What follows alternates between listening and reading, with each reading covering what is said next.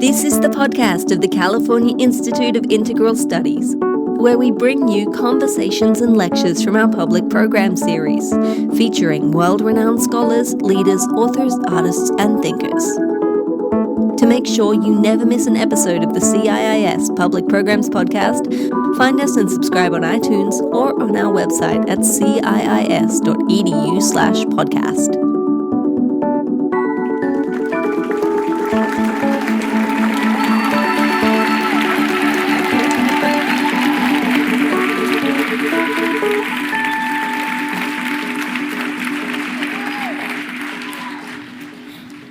Thank you very much. Thank you so much. Wow, what a lively audience we have today. Thank you. It is a joy and an honor to be here with you today and with you, Dolores. And I just wanted to say, Dolores, your impact on the lives of Latinx in the United States and elsewhere is immense and indisputable. Your dedication to the farm workers movement as a whole, the UFW, women's rights, climate change, and other activist work has made you a hallmark figure in the struggle for civil rights, earning you numerous awards and honors, including the Presidential Medal of Honor, 9 honorary doctorates, and many, many more.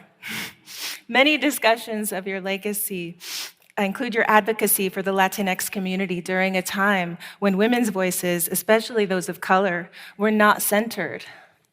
You have lived a life with an unparalleled commitment to social and political service. Can you explain why?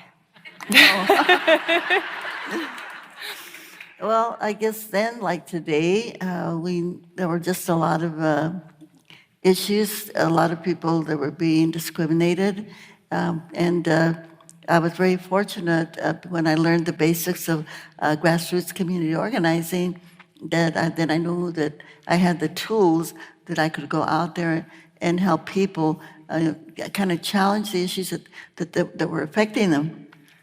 I guess that once you learn that the best people to solve their problems are the ones that are being affected by the problems, but that's kind of something that people don't really realize. Yeah. And I think in a way that's kind of the basis of our democracy, but unfortunately a lot of people just don't have the tools, and they don't realize that they have actually got the power to make the changes. But once they learn that, then there's no stopping them. Yeah. Wonderful. Yeah, thank you for that. So starting out, it appears that you originally planned to become not an advocate in the community, right? You initially were a school teacher. So what were some of the earliest experiences you can remember that inspired you to become involved in organizing? Well, I think as a young Latina, woman of color growing up in Stockton, California, not too far from here, right? It's only in the house. And I was very fortunate, unlike some people that we know, I won't mention any names, but like in the White House. I had the good fortune to be able to grow up with a lot of different ethnic groups. You know, my neighbors were immigrants from Italy. Kitty corner from my house, they were from Greek. We had across the street Filipino families, the Lampatok family. My neighbors on my right were African American, Japanese, Chinese, Native Americans, immigrants from Oklahoma, the Okies, as they call them.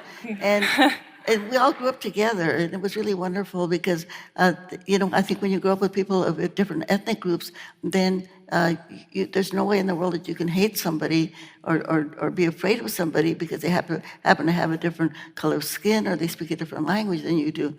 So I was very fortunate in that respect.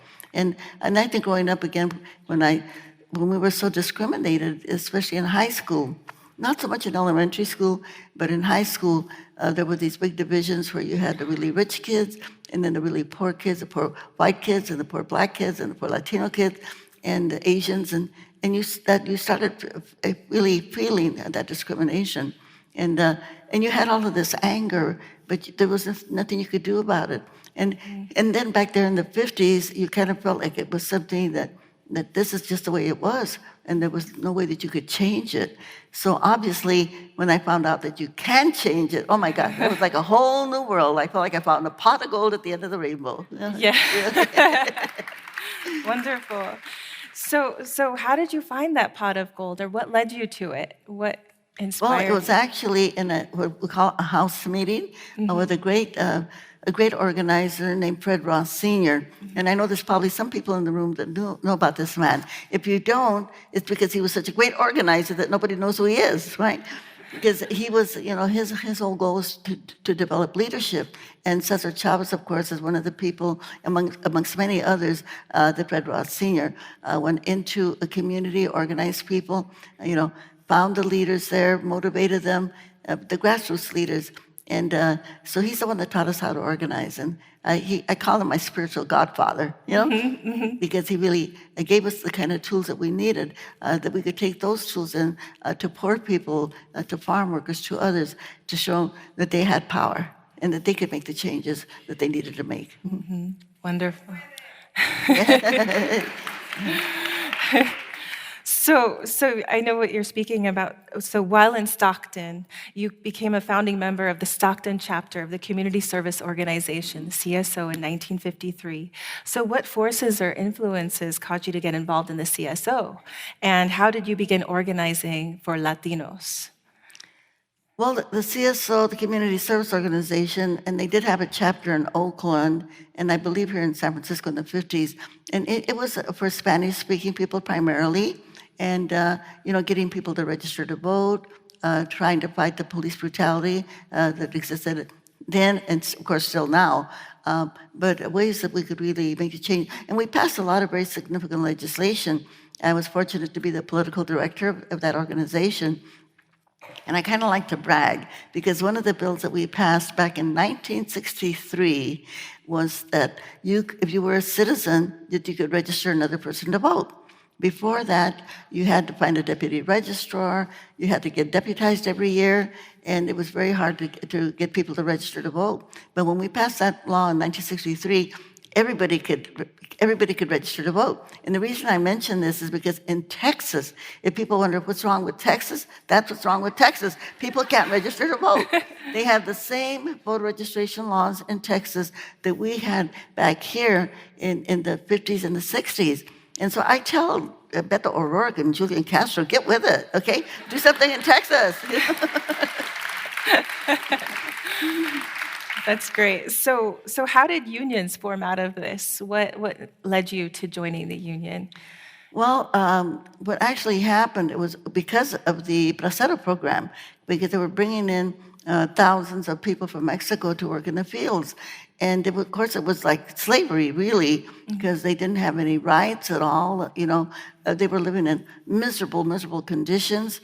I saw paychecks of people who worked 2 weeks and earned $15 because they deducted everything from their paycheck. And when they were injured, they had no doctors. They would send them back to Mexico, even in stretchers. It was a horrible situation. And so I thought, what can we do about this? And of course, the local farm workers, their wages had dropped down to 50 cents an hour. That's what they were earning at that time. Yeah. And it was a terrible situation. And so that's when Cesar and myself and the whole CSO, we focused on ending that program. And of course, unfortunately, it's alive today under the Trump administration, and now it's called the H-2A Foreign Worker Program.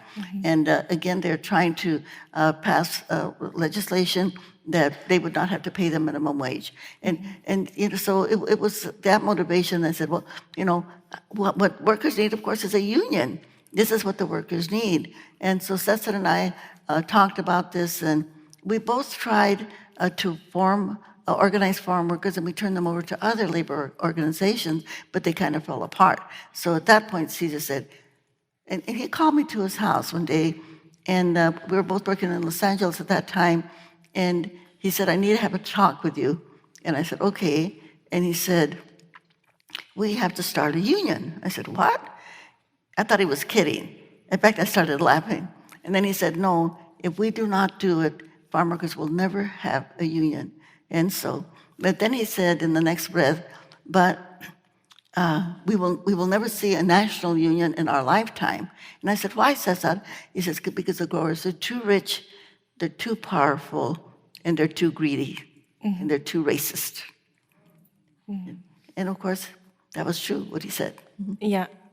But you still found a way to fight back, right? You formed the UFW, and you were very effective at what you did with the UFW. So starting out, I mean, obviously it wasn't all success at first, right? There weren't a series of successes, but there were later, right? So my next question is, as you worked with the CSO and then the UFW, how did you hone in on what needed to be done? And what mistakes did you make in organizing before you figured out which strategies worked and which did not? Well, you know, sometimes things just come to you, and that's what I like to say to people that are organizing. If we know that something needs to be done, just start doing it, even if you don't have all of the answers, because the answers will come. And of course, the answer that came to us was the boycott, the great boycott. And actually, it was an attorney here from San Francisco named Stu Weinberg, but people might know him. And he was one of our volunteer attorneys. He said, have you ever thought of starting a boycott? We said, wow, okay, let's try it. Because they were doing the bus boycott, you know, in the South. And so some of our young volunteers, they started hitchhiking, and they went back east and started a boycott against one of the liquor companies, Shenley. And of course, we won. And I like to talk about the great boycott, because sometimes, especially right now, when things are so rough and people get kind of disheartened, but I like to say to people, there was a busload of 40 farm workers and volunteers, young volunteers. One of the people was a Filipino who couldn't, well, he was 80 years old, And some of the farmers that went couldn't speak English, but they all went in a bus to New York City. And in a year and a half, they were able to organize the whole United States of America to stop eating grapes. 17 million Americans stopped eating grapes. Wow. Yeah. It's incredible. And I know people in the audience here, many of you are out there that stopped eating grapes and also picketed stores and, you know, helped the farm workers win. But I like to use that example because sometimes we think that you know, that our activism work and what we have to accomplish right now is so big that maybe we can't do it. But the way that the farm workers did it and those young volunteers is they just went out there and talked to people. Yeah. They went to labor union meetings and every audience that they could find, churches, et cetera, to get people to help. And I think that's what we have to do today. Good point. Thank you so much for that. I wanted to sort of sidetrack back to talking about the Bracero Program briefly because it came up. And I as a historian of the Bracero Program, I've studied this history, and a lot of you may not know this, but from 1942 to 1964, the U.S. government allowed for the importation of between 4 to 5 million Mexican men into the United States to work in agriculture. And so, just speaking about that a little bit. Can you tell us about what you did for Braceros and about why you did that, and also what impact that had not only on the Bracero Program but on the UFW? And then I want to come back to the Great Boycott. But for the Bracero Program, we actually worked very hard to end the program because, as I said before, the local workers' wages were dropping. The Braceros were being treated very badly, and then they had so many. And they would actually rent them out. Like one grower would rent the workers to another grower, just like slaves, you know? And they weren't making any money either, so they were almost working for free. So we worked very hard to end the program. But then what happened, a very interesting thing happened. Now with all the talk about immigration that we hear today, right after the program ended in 1963, guess what? In 1964, our federal government legalized the braceros without any legislation. How did that happen? We don't know, but it just happened, okay? And how do I know it happened? How do I know it happened? Because actually Cesar and myself and many of us that were just, founding then at that time the United Farm Workers, we were actually processed the applications for the braceros, and they only needed 3 documents. They needed a letter from an employer who could be a labor contractor even, that they would give them work, a letter from someone in the community that said that they would be responsible if they got sick so that they wouldn't become a public charge, and their fingerprints. 3 documents. 3 documents. It was all that they needed. and thousands of the braceros were legalized in the United States. Wow. Cool. I'd love to talk more about this because it impacted later movements towards legalization for workers in the United States. But I want to come back to, the UFW and the Great Boycott, because at that time, you consistently articulated both an environmental and a social justice message. And that message was that there's probably no greater connection that we have with the earth than through the food that we eat. And also that those who harvest the food that sustains us are among the most unappreciated and exploited. So the Great Boycott popularized and linked workers' rights and environmental justice movements on a broad national level. Can you tell us about other campaigns you may have engaged to protect workers, their health, and the environment? And how do we do this kind of work today? Well, we know the issue of pesticides is still, one that it's still fighting. We were able to actually, in the United Farm Workers, we were able to ban, probably we call them the dirty dozen, including DDT and some of the other really Dynaseb, et cetera, et cetera, et cetera. Unfortunately, they keep making new ones. And the bad thing is that, and I just want to mention, sometimes these people that make the pesticides, and I'm going to mention Bayer and Monsanto, okay? As we all know, Monsanto developed this, the Roundup. And they are so cynical that, I think it's the Wall Street Journal that I read this, that they said, yeah, we have all of these lawsuits of people that have cancer. Well, we're going to settle the lawsuits, but we're going to keep making the pesticide because it brings us so much money. I mean, that is kind of the cynical, thinking that they have. So it's profits above people's health. But I do think that there's one simple way to kind of control the economic poisons, because this is what they are, and to put it under health and human services. Take it out of the EPA, take it out of agriculture, and let's put it somewhere where they can really be tested it, because these are poisons. These are economic poisons, and they are on our food. And I think that we all know that the United States of America, we have the highest cancer rate of any country in the world.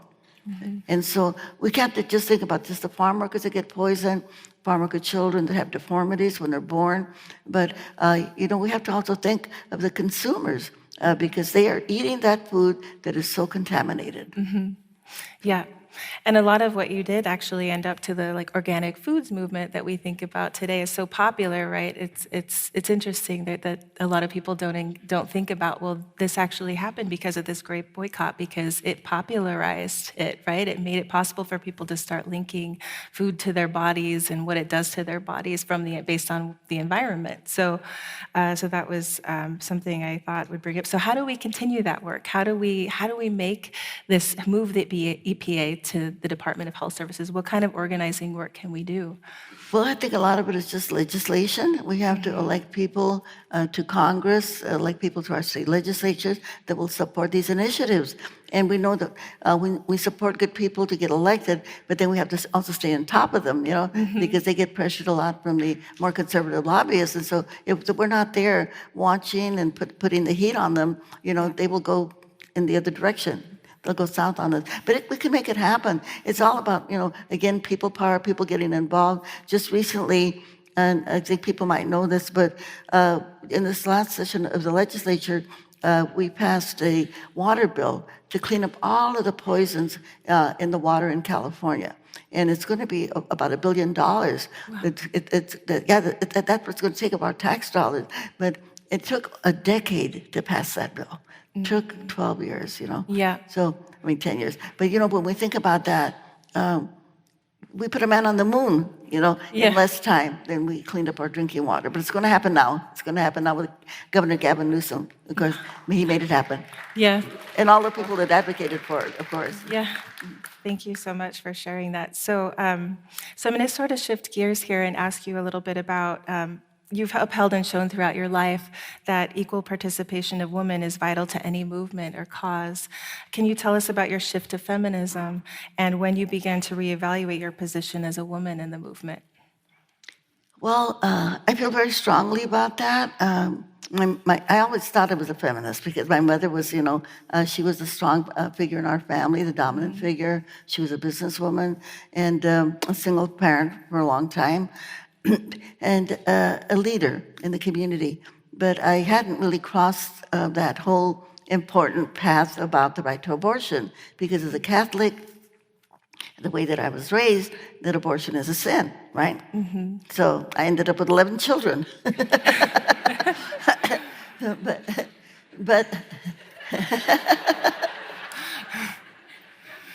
but with talking to Gloria Steinem, talking to Eleanor Smeal, who's the head of the feminist majority, Peg York, and they finally got me to understand that this is about science, okay?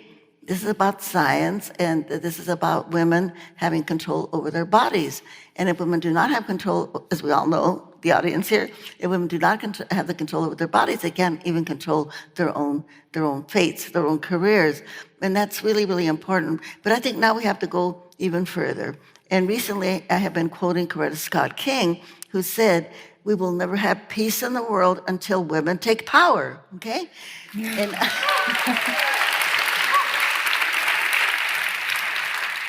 And and we know that women add a lot. I mean, and I think that, and I really do believe this sincerely, when there is any kind of a meeting and you have all of these people making decisions that affect everybody's lives and affect things that are happening in our world, if we do not have an equal number of feminists at that table, they're going to make the wrong decision, okay? They're going to make the wrong decision. And yeah. I just want to mention that I just saw the movie about Harriet Tubman. I don't know if people have seen that. But, when I saw that movie, I realized something that I think I have, and I think that a lot of women have, and that is intuition. Intuition. And I don't know how many times after I saw the movie, I kept reflecting on my own life. And when you get these really strong feelings that you know that something isn't right, and I think that we as women, we hold ourselves back and we don't speak up and we don't fight for our positions, then I think that's where women's power, we're kind of holding back. Mm-hmm. And after I saw the Harriet Tubman movie, I kind of thought, there are so many times where I should have spoken up stronger, than I did. Of course, she had a gun, I think, in the movie, right? She had a gun. So we have to find something to substitute for the gun, right? Yeah. But we have to kind of really, really fight for what we think is right as women, and find the kind of tools that we need and the support that we need, because we do want justice. We as women, we want economic justice, we want equality. We want to challenge the things that are wrong in our society and in our world. And we just have to work very, very hard to make sure that we, and I'm going to use the word feminist because we know there are some women that aren't there yet, right? And that feminists can take power. Mm-hmm. Wonderful. Thank you for that. Thank you. I don't know about anyone else here, but I kind of put you up there with Harriet Tubman, so I can't imagine comparing. Not quite, but thank you for that anyway. Thank you. So just to follow up on that, how was feminism regarded in the farm workers movement? How did men on the board of the UFW treat it and treat you? And were there ever times when your leadership was devalued because you are a woman? What did you do in those instances? Well, I think I was fortunate in one respect, because since I was the founder, along with Cesar, then all the farm workers really respected me. I had a lot of problems with the other male board members because they were always trying to undermine me or trying to figure out how they could mess up what I was doing. So I had to learn some, I'm going to say planning. Some people call it scheming. Yeah. And how to get around, all of the obstacles that they would put in front of me, okay? Yeah. And to make sure that, and then advocating for more women to be on the board. Mm-hmm. And it was hard too, because some of the women didn't feel that they belonged there. And I had to really organize them and convince them, well, you've got to come and sit on the board. And it was hard for many women. And I think that's the big problem, I think. And I think many of the women here in this audience, this doesn't apply to many of you, but I think to a lot of younger women, I think that's the one thing that we have to learn, is that we have to push ourselves, and even when we don't feel like that's uncomfortable, but that's okay to be uncomfortable, but we've got to step into those leadership positions, even if we don't feel that we have the experience or we don't have the education. And I like to say to women, basically, we have to do it like the guys do. Pretend that you know, okay? Learn on the job, okay? Because that's what they do, you know? Yeah. Thank you for that. That was wonderful. Well put. So going into the United Farm Workers a little bit, what were some of your most memorable moments in the UFW working with Cesar Chavez? What really stands out to you in your working relationship? Well, I think the lessons that I learned from Cesar, I talked about what I learned from Fred Ross, but Cesar, I think a lot of times when we want to go out there and want to advocate for people, we feel, well, maybe that's not my community, and maybe they don't want me there, because I coming from a middle-class background, going to work with really poor farm workers, and I remember telling Cesar, well, I don't really know if I can really help, people organize. And he said, he gave me a really important lesson. He said, look, if they could have organized without you, they would already have themselves organized, okay? Yeah. If they could have done it without you, they would have already done it, And so I don't think that we have to feel like we're unwelcome, because I think when people know that you're trying to help them and you're sincere, you're not trying to take advantage of them or exploit them or use them, that people will welcome you and accept you. So I think that was an important lesson. The other important lesson I learned from Cesar, and that was in the first couple of weeks of the strike. So I was a strike captain. I had all my teams on the picket line, and every day they would bring more and more strike. We'd get a whole crew out. The next day there would be another crew. Following day, we'd get people out. They'd bring in more strike breakers. And so at one point, I left somebody in charge of my picket line. I went down to the office, and I said, Cesar, I don't know if we're going to be able to win this. They keep bringing in more and more strike breakers. And he said, you go back to your picket line right now. Don't you ever leave it. And don't forget, the only time that we lose is when we quit, and we're never going to quit. So I think that's what we have to learn. That and even if it takes a long time, as long as we keep going and working and doing the work that we do, we will win in the end. But we just can't get cynical, or we can't get so have despair in the work that we're doing that we don't win. We think we're not going to win. We are going to win, but we just have to keep working. Okay, Yeah. Great. So with workers' unions, how do we do that? How do we form unions as workers? How do we get involved with union organizing? What can we do to get started if we're interested in unions? Well, it's fairly easy, because there are laws that help workers organize, and there's laws at the national level, and I know that, again, President Trump is trying to make it more difficult, especially for people at colleges to be able to organize. They're trying to take away the right of college students to organize. I mean, the researchers, but the thing is, if people come together, and that's all it is. What is a union? A union is an organization of workers. That's all that it is. And that's what a union is. And workers can choose their own leaders that they want. And what you can do is you can file with the National Labor Relations Board, or if you're teachers or public servants, you have another set of laws that cover you. People just come together, they file a petition, and if the employer is very oppressive, you can file an unfair labor practice against them. If they try to retaliate against the workers or an individual, and that individual can file a lawsuit against the employer. That's why you have to have these labor laws that protect people, and that's what the farm workers didn't have. And so when we did the strike and we did the boycotts, that's what we got. We got the Agricultural Labor Relations Act, the best law in the United States, almost the only law in the United States of America, except Hawaii, where workers can actually organize. And that's kind of sad when you think about it, because all of the other states in the United States do not have laws that protect workers from organizing. Yeah, so there's still a lot of work to be done. So that was 1975. And I like to remind people too, and maybe somebody in the audience here knows, but has anybody ever asked, how did we get the 8-hour day? It was in Chicago. It was May Day. There was a huge demonstration at the turn of the last century. And then I like to ask people, do you know what happened to the people, the union leaders that got us the 8-hour day? Do you know what happened to them? No. They were executed. Really? They were hung. See, and we're not taught that in our school systems, okay? And we have to teach people what labor is, because organized labor, workers organized into their own organizations, their union, this is what has created the middle class in our United States of America.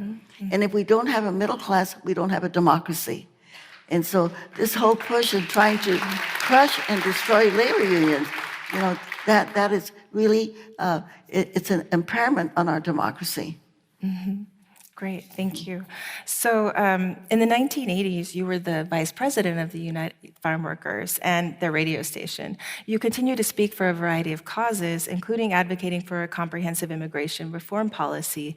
Can you tell us more about your organizing efforts around immigration reform? Well, we did a lot of, as I mentioned before, in 1986, I actually lobbied the amnesty bill to the Congress, and we were able to pass that law, and we were able to get legalization status for 2 million farm workers and about 4 million other workers, okay, from the people that lived in a residency. And again, Wonderful. And again, it was very simple. For people that live, say, in San Francisco or other places like that, in urban areas, they just had to produce records that they had been in the United States for 5 years. And of course, they had good conduct. And for farm workers, they only had to produce records that showed that they had worked in agriculture for 90 days for 3 consecutive years. That's how easy it was. Wow. And people, yeah. And you know, when people talk, and we have to kind of constantly remind people that when they talk about undocumented people, we have to just remind them again and again and again that guess what? We are all immigrants, right? Everybody in this country is an immigrant unless you're Native American. Your people came from somewhere. Your people came from somewhere. And it's not a criminal act to cross the border.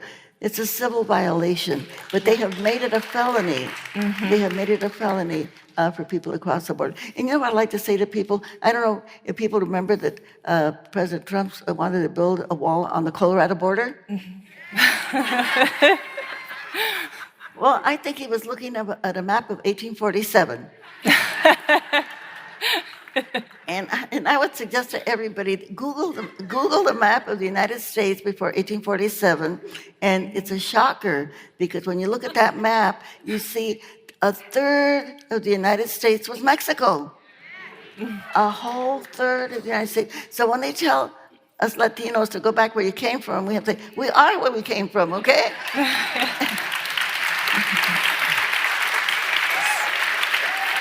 So we like to say we didn't cross the border crossed us. That often comes up in my classes, so often. So the government of the United States has since committed terrible atrocities against migrant families from Latin America and the Caribbean, especially through family separations and deportations. Can you tell us about your efforts in support of legalization and offering pathways to citizenship? And how can we successfully organize today for the rights of undocumented migrants and refugees? Well, I think we have to do a number of things, and I think I want to start with foreign policy, because when we think of the people that are coming here as refugees, and they're coming from where? From Guatemala, from El Salvador, and from Honduras. And I like to use the word bananas. How many bananas do we eat in the United States every single day? Jillions of bananas.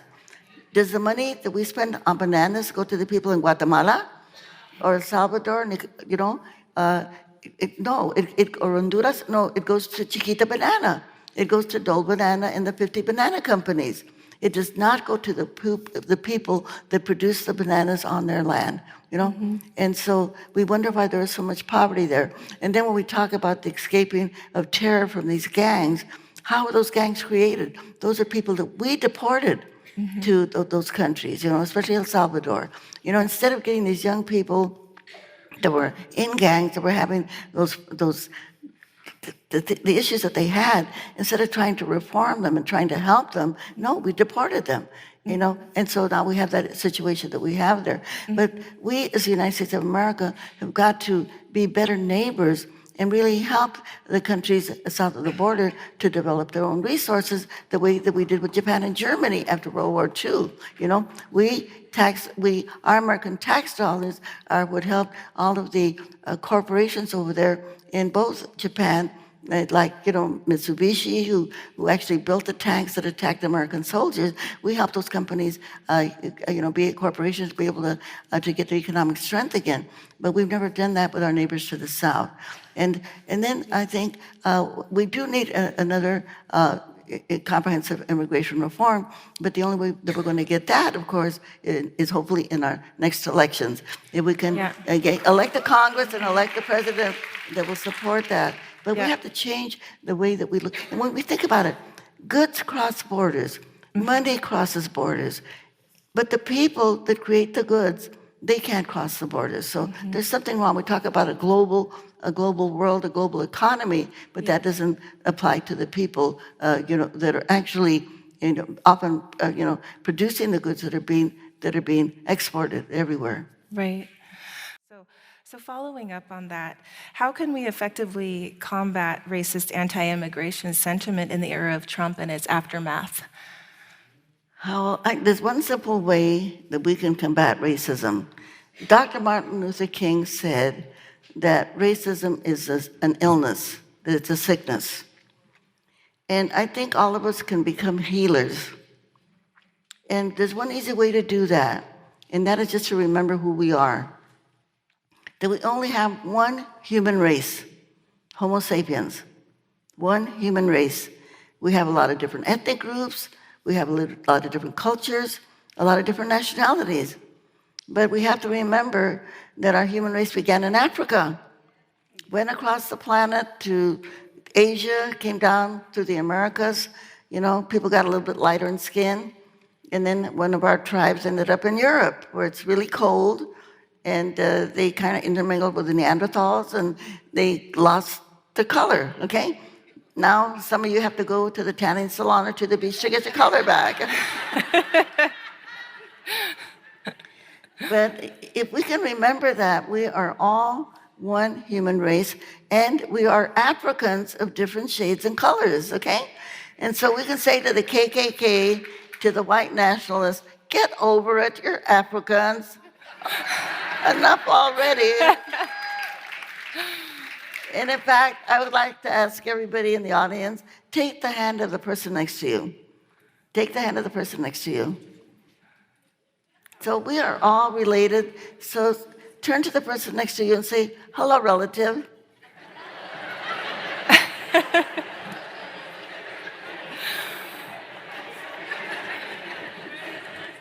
And we know our human race never would have survived unless we supported each other and protected each other, okay?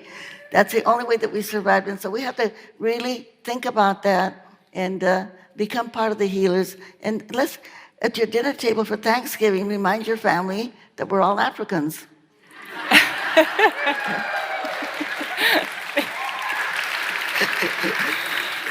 I love it. So thank you for that. And keep hope alive for this, because I really think, it's so easy to just get downtrodden when we think about the person in the White House and what's happening with this vitriolic racism. And so to, make light and to say, hey, we're all one species, I think is very moving and very empowering. So there are many other issues you fought for that impact the American public beyond immigrant rights and beyond anti-racism, including national health care, LGBT rights, and education. You've noted that much of our tax dollars are going to prisons and not into education. How can we organize and fight back against this particular concern? Well, that's part of the work that my foundation is doing. We're working on stopping the school-to-prison pipeline. And we actually sued, a lot of it has to do with education, because our kids of color are not getting an equitable education. And in Bakersfield, California, where I'm from, Kern County, it's kind of like Alabama, okay? Kevin McCarthy's district, Congressman Kevin McCarthy, okay? So there we actually sued our high school district there. It's 40,000 students in the high school district. Wow. They had expelled 2,600 students in a year. 2,600 African-American students, 600 times higher than Anglo students, Latino students, 500 times higher, and we won. And they have to, all of the teachers have to be take instructions on getting an implicit bias. And anyway, the success story is from 2,600 expulsions. Last year it was 26. Wow, that's wonderful. So exciting. But so, this is all throughout the whole United States of America that we have this inequity in terms of the way that our children, our kids of color are being taught, and we have to change that. And of course, we realize, that our school teachers are not getting paid enough money. They still have too many. The class sizes are too strong. They don't have counselors. They don't have social workers. And so part of the work that we're doing in my foundation is that we organize the parents. So we're active like in 12 different school districts. And, we get the parents to come up and they go to the school board meetings and they look at the budgets and they see how they're spending the money. And we've been able to actually get rid of some superintendents that were actually not doing their job. We've gotten rid of some people that, again, earning six figures, and one person didn't even have a credential, but they were friends of the school board members. We're getting our people to serve on the school boards themselves, even though maybe they have limited English, never went to high school, never went to college, but they know how to do the job. One example, one of our leaders, and she got herself elected to the school board. Well, they were trying to get rid of the breakfast program for the farm worker kids. So she got rid of the principal and kept the breakfast program. Well, good for her. Yeah.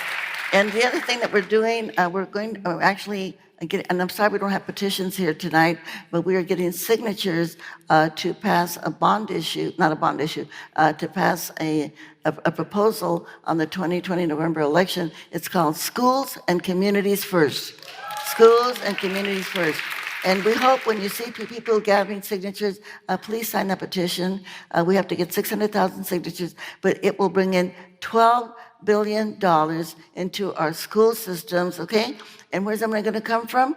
From our major corporations like Chevron and Disney, so that they can pay their fair share of property taxes, which right now they're not paying. It will not.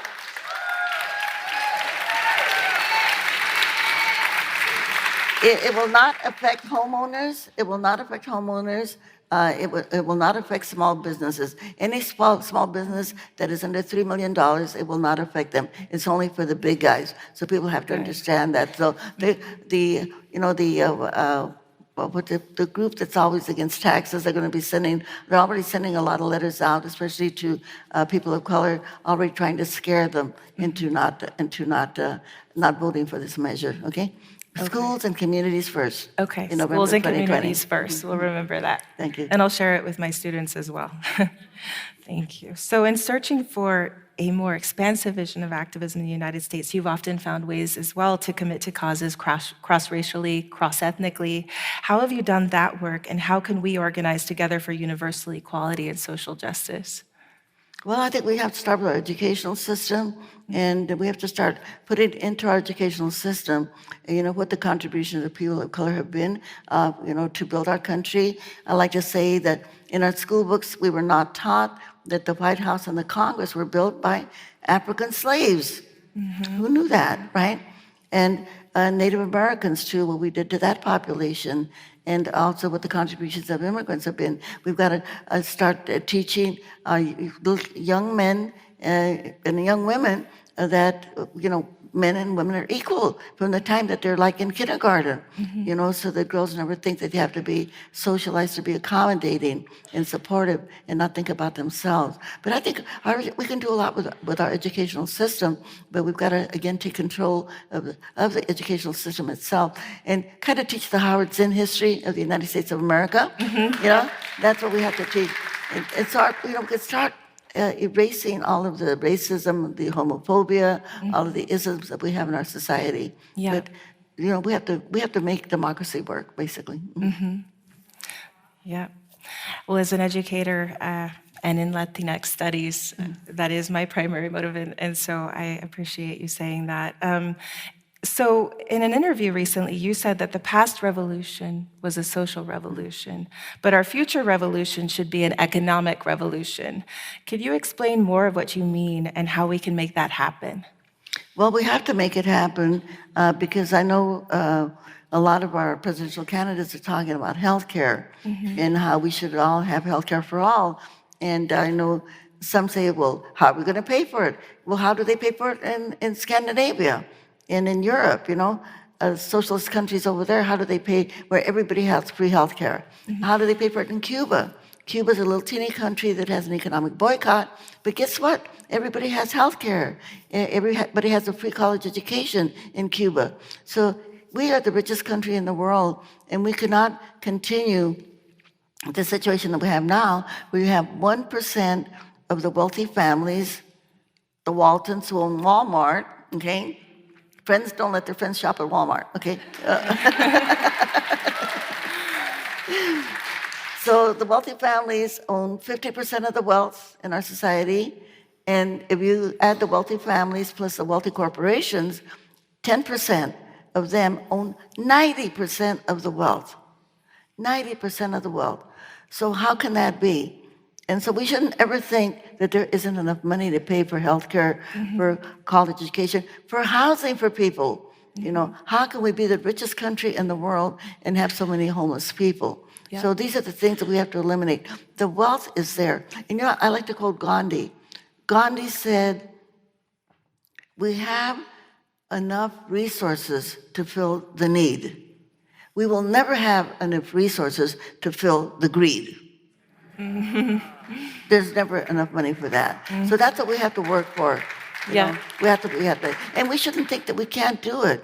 Just like I mentioned, making these big corporations pay their fair share of property taxes, well, that'll bring in $12 billion. I think Nancy Skinner, who's a senator from Oakland, from the Bay Area here, she has a bill, and hopefully we can get some support for it, for a wealth tax, okay? So for some of the national organizations and international businesses, corporations that do business in California, make them pay a little bit more in taxes, okay? And it's a tiny amount for them, something like 2% that would bring in the money back. So we've got to figure out how we reconfigure the wealth so that it doesn't stay at the top. And how can it be, and this is a question I've been asking myself, how can you have investors own a public utility like PG&E? How does that happen? How does that happen? So, we really got to become advocates, and we've got to become really, really involved in what's going on in government. Because the other thing we have to remember too, and I know those people that say they're anti-government, when you have a public agency and they do something wrong, you can hold them accountable. If you have a corporation like Bayer, Monsanto, how do you hold them accountable? Okay? How do you hold them accountable? We have to remember that. So again, we have to think of ways we can make those changes, and then stop the outsourcing. How can, again, a public utility that affects every single person, how can that be outsourced to investors? Something's wrong with that picture. Absolutely. And we have to change it. We have to change it. Yeah, definitely. So speaking of, big business and big government, some people would argue that there are candidates within the Democratic Party who are closely tied to big business and interests that are adverse to labor and working class communities. What advice would you give to voters in the 2020 election in evaluating a candidate's commitment and support of labor and working class communities?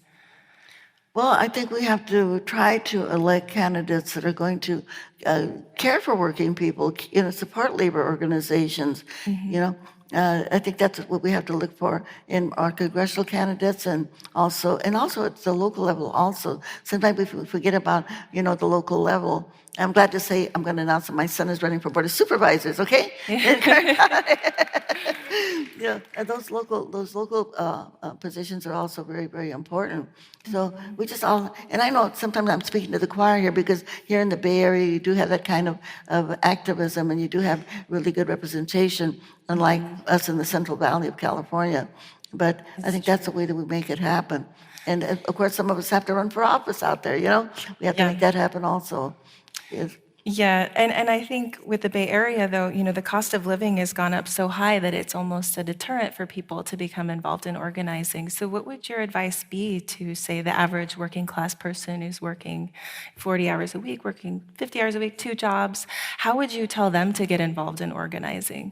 Well, they have to. We need them. And we talk. There's a lot of talk about the $15 an hour minimum wage, but actually, for people to really support their families right now, and I think even in San Francisco, it's probably even too low. People should be earning $30 an hour.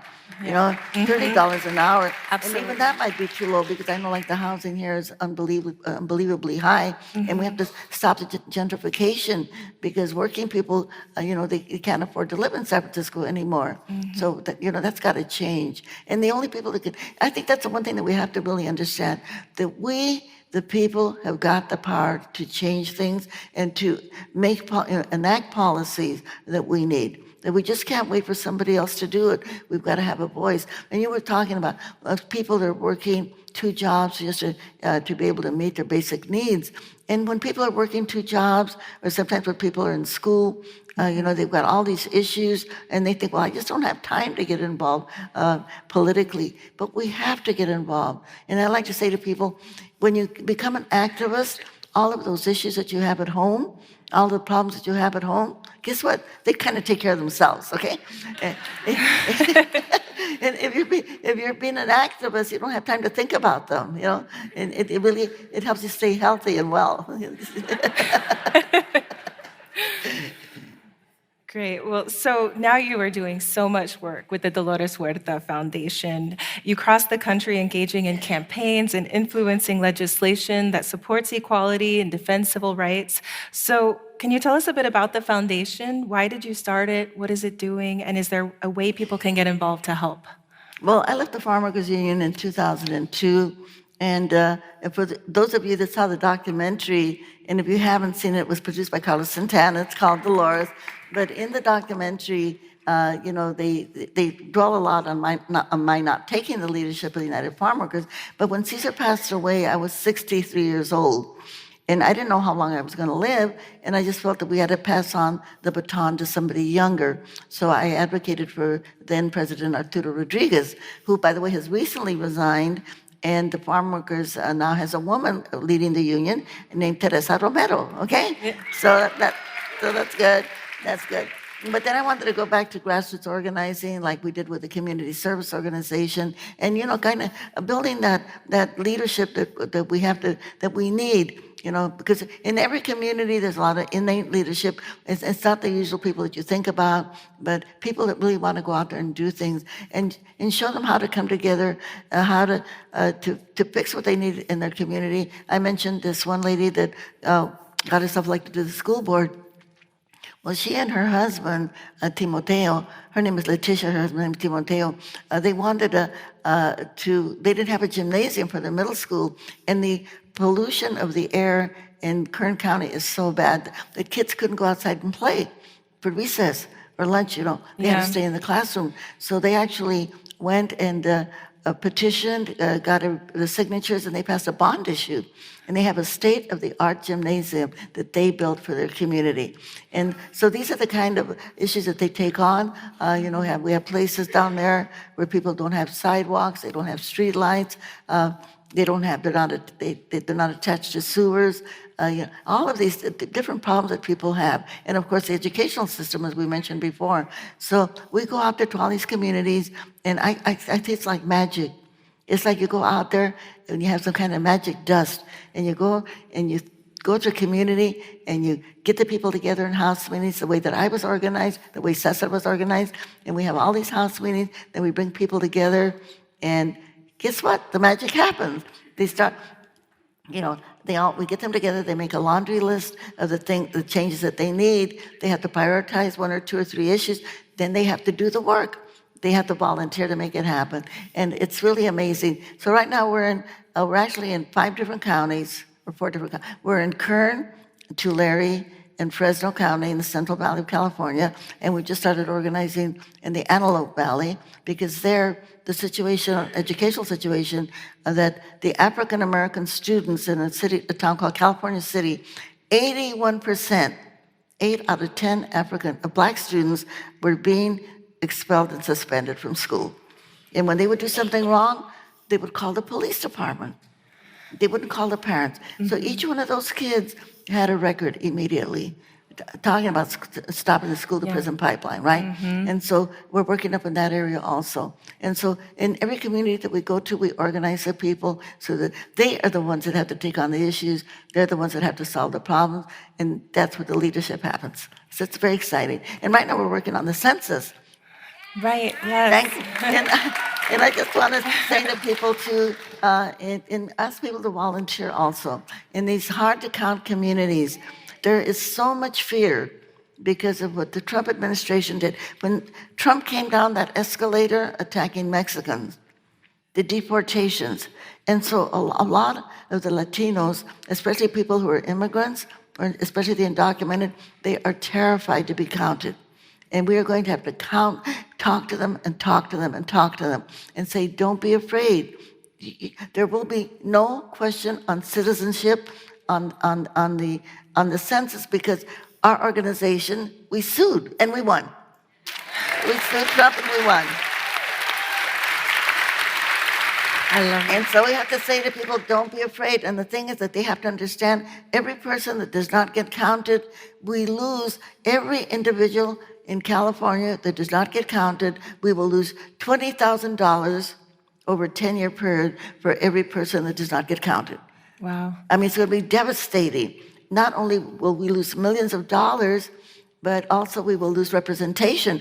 We could lose congressional seats. Right. If people do not get counted. So I just want to say to folks, if you want to volunteer and come, right now our organization, starting last week, we are going door to door and talking to people about why it's important for them to get counted. So if people here want to volunteer to go into those neighborhoods and talk to people and say, you have to get counted. And reminding them that the census is confidential. They can't share the information. If anybody shares information on the census, they can go to prison for 5 years or be fined $250,000. Okay? Okay. So that's we just get that message out there and get that message out there. And I like to say this in Spanish, si no nos contamos, nos fregamos. And in English, I guess kind of like, if we don't get counted, we get screwed. We lose a lot. So true. So how do we get involved in that? Where do we go to find out more? Well, I would say like with your students, if they could go into neighborhoods, especially people of color, and just remind them and tell them not to be afraid, and remind them that if they don't get counted, your school is going to lose money because the money that comes in from the federal government, it goes for schools, it goes for healthcare, it goes for infrastructure, and it goes for housing. And our communities need that money. And it's actually our money that we pay in taxes.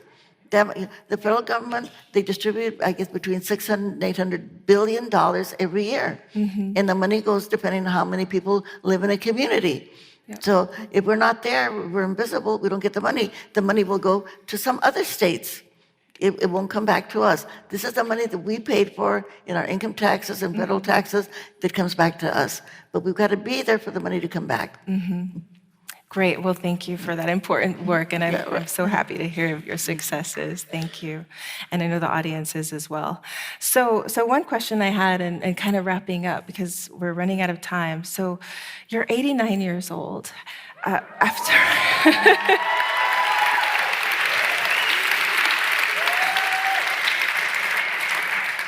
After all these years of organizing, what motivates you to keep going?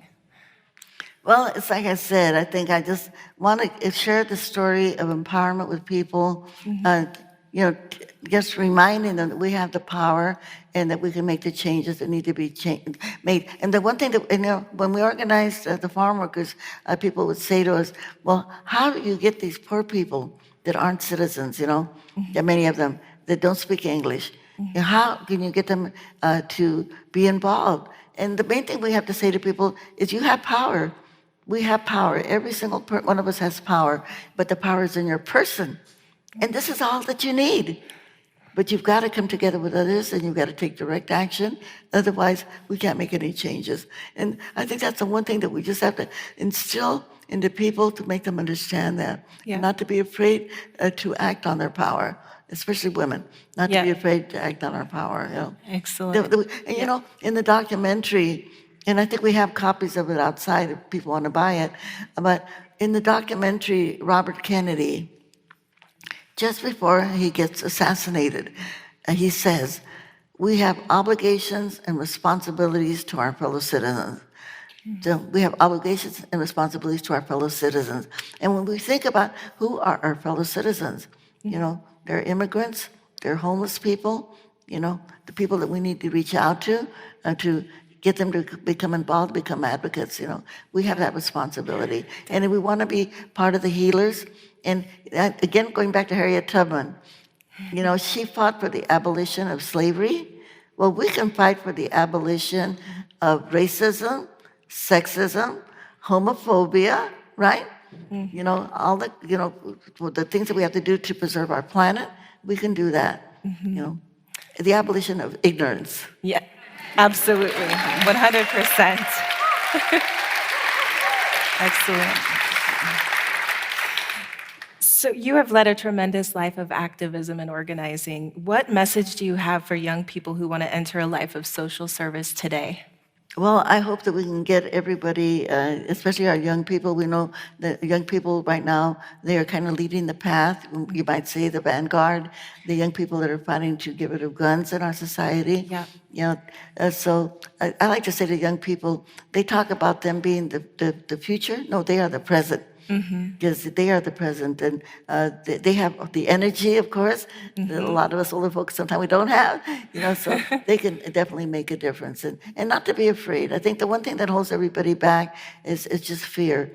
And I like to say to them, do the canvassing, go door to door. And everybody here, too, I like to say that to them, too. You know, I know everybody here probably votes, but that's not enough. We have to put on our sneakers and go door to door and talk to those people, because the ones, especially the ones that are not engaged, because they had doubts and they have fears. But sometimes when you're at a door talking to people, then you can, you know, help them get rid of some of the fears and the doubts that they have, so that they can be fully engaged. Wonderful, yeah. So if there was one lesson that you learned that you would like to pass on to future generations, what would it be? Well, I think we are in a crisis in our world right now. We don't even know if we can save our planet because of global warming. And it's a war that we're in right now, I think. And this war, it's almost like a war against humanity, you might say. Yeah. You know, that all of us have to, we've got to come up and we've got to stand up and we've got to join the movement to save our planet, to save our people.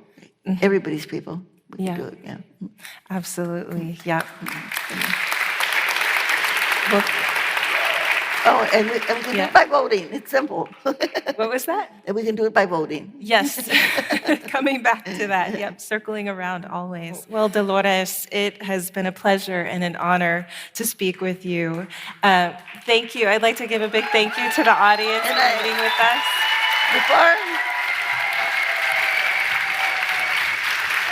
Before we close, and I wanted to say that all the audience has been asking us questions, and now I'm going to ask the audience a question, okay? And it's a very simple question, and I know you know the answer, but I want you to wait for me before you answer, okay? And the question I'm going to ask you is, who's got the power? And I want all of you to say, we've got the power. And when I say what kind of power, I want you to say people power, okay? But I want you to shout it so loud that the neo-Nazis can hear us, the homophobes, the climate deniers, okay, the bigots, the racists, all of those haters out there, so they can hear us, okay? So here goes the question. Who's got the power? We got the power! What kind of power? People power! So are we going to be the healers? Are we going to have those uncomfortable conversations with people? Are we going to go out there and organize, advocate, do the canvassing that needs to be done? What do we say? ¿Se puede o no se puede? Sí se puede. Okay. All right, which means, of course, yes, we can. So let's put our hands together and do a unity clap. Let's go. Sí se puede.